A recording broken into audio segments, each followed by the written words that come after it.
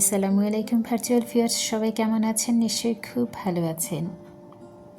পান নিয়ে বিলাসিতা অনেকেই করেন, এটা আমারও আছে। আমি পান খেতে খুব ভালোবাসি, বিশেষ করে ছোটোবেলাতে খুব বেশি পান খেতাম। এখন অবশ্য সেই অভ্যাসটা নাই। কথায় আছে না, যেটা বেশি থাকে সেটার প্রতি মানুষ এমনিতেই আগ্রহ হারিয়ে ফেলে। আমার অবস্থা ঠিক তেমন হয়েছে। ছোটবেলায় নানা নানির পান খাওয়া দেখে প্রচুর পান খেতাম। সারা সময় একেবারে লাল টুকটুকে করে মুখ রাখতে খুব ভালো লাগতো। সেখানে খয়ের থাকতো। জর্দা অবশ্য খেতে পারতাম না, তবে আমার বাবা খুব শৌখিন মানুষ ছিলেন।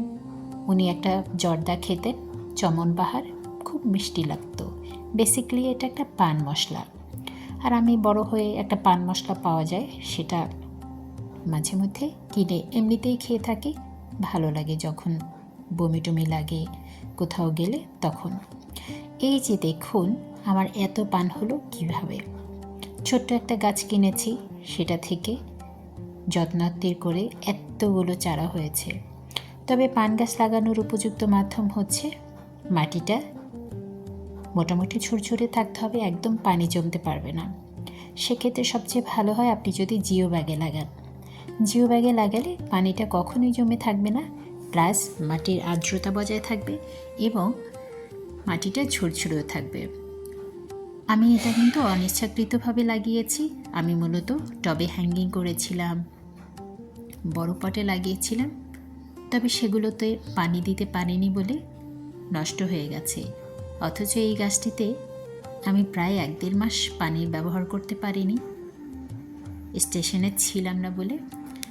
বাট তারপরও সে বেঁচে আছে। আখ গাছগুলি মরে গেছে, যদিও আখ গাছের গোড়ায় এটা আমি লাগিয়েছিলাম, কিন্তু পানগুলো ঠিক ভালো আছে। তো আপনারা যারা পান চাষ করতে চান তারা কিন্তু জিও ব্যাগে লাগাতে পারেন। এটা অনেক দিন যেমন ভালো থাকে এবং প্রচুর পানও হয়।